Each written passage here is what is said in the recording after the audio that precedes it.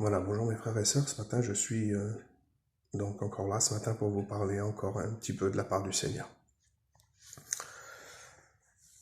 Jésus voudrait nous parler ce matin à travers l'évangile de Jean au chapitre 6 et au verset 20. Une lecture courte, très très courte, mais qui combien est importante pour chacun d'entre nous. Je fais la lecture pour vous et avec la grâce de Dieu, nous allons la commenter quelques minutes.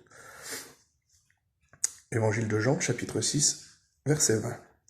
Mais Jésus leur dit, « C'est moi, soyez sans crainte. » Voilà, c'est simple, c'est pas très long. C'est une lecture très courte, mais combien importante. Jésus leur dit, « C'est moi, soyez sans crainte. » Pourquoi Jésus leur dit ça? Pourquoi Jésus s'adresse à eux et leur dit « Soyez sans crainte » ? Si vous lisez un petit peu auparavant, Évangile de Jean, chapitre 6, nous sommes en train de vivre une situation extraordinaire. C'est une multiplication. Il n'y a que 200 deniers en caisse. Il y a à peu près, parce que c'est la Bible qui donne le nombre, 5000 hommes, sans compter les femmes et les enfants. Il n'y a rien à manger, si ce n'est 5 pains d'orge et 2 petits poissons que l'on retrouve donc dans la musette d'un petit garçon. Mais comme Jésus est tout-puissant, Jésus peut faire le miracle avec très peu. Et nous savons qu'il est le Dieu qui intervient souvent dans nos vies avec très peu, parce que nous le connaissons, nous avons déjà expérimenté sa puissance.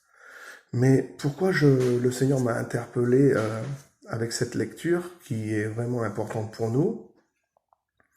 C'est pour vous dire que souvent après une grande bénédiction, souvent après un moment particulier, fort avec le Seigneur Jésus, l'ennemi viendra pour essayer d'enlever tout ce qui a été semé, tout ce qui a été amagasiné, tout ce qui a été engrangé avec puissance de la part du Seigneur, si vous voulez. Les disciples sont en train de vivre quelque chose d'extraordinaire.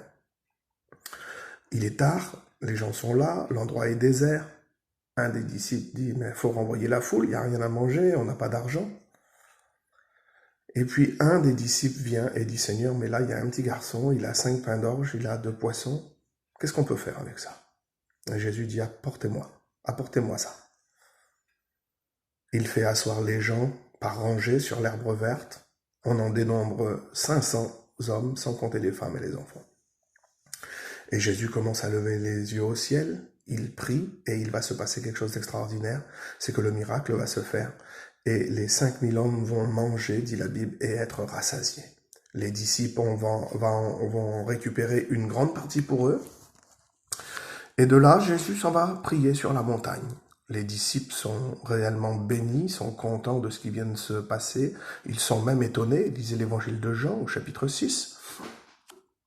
Ils sont étonnés de ce qui se passe, de la nourriture sort de ses mains, les gens sont rassasiés, les gens viennent de toutes parts, ils reçoivent la parole, ils reçoivent la nourriture nécessaire. Et les disciples prennent une décision d'aller sur le lac. Jésus est sur la montagne en train de prier. Et ils prennent direction Capernaum, car il y a là-bas encore des choses à accomplir selon la volonté de Dieu.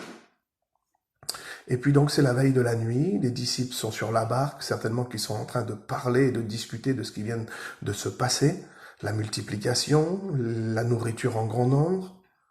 Et puis il vient aussitôt après la bénédiction un problème particulier, c'est qu'il y a un vent impétueux et une tempête qui fait rage sur le lac.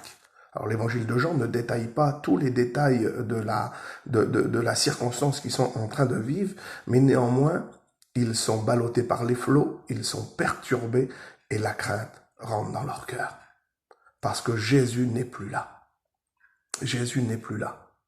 Pourtant, ils viennent de vivre une expérience extraordinaire, une bénédiction particulière. Ils viennent de vivre la multiplication des pains. Et là, la crainte s'empare d'eux. Mais Jésus n'est pas loin. Jésus marche sur l'eau à leur rencontre. Et à ce moment-là, une grosse crainte les saisit. Et Jésus prend la parole au verset 20, mais Jésus leur dit, « C'est moi, soyez sans crainte. » J'aimerais vous dire que chaque fois qu'il y aura une bénédiction dans votre vie particulière, une action puissante du Saint-Esprit, l'ennemi viendra et faire ravage dans vos vies avec une tempête extraordinaire afin de mettre dans vos vies, afin de mettre dans vos cœurs la crainte. Mais n'oubliez pas que Jésus n'est pas loin. Et Jésus vient de suite à leur rencontre, marchant sur les eaux, parce que tous les moyens sont bons pour lui, pour venir à notre rencontre quand nous sommes dans le problème et dans la difficulté, et quand la crainte s'empare de nous. Jésus arrive et il prend la parole et il dit « C'est moi, soyez sans crainte ». Laissez-moi vous dire que c'est lui qui peut calmer la tempête dans ta vie, qui peut calmer la tempête dans ton cœur. Alors j'aimerais ce matin que tu puisses prendre confiance avec moi en Jésus-Christ, car lui seul est capable de calmer la tempête et d'amener la paix où il y a la crainte. Ne crains rien ce matin, il a vaincu le monde, que Dieu te bénisse.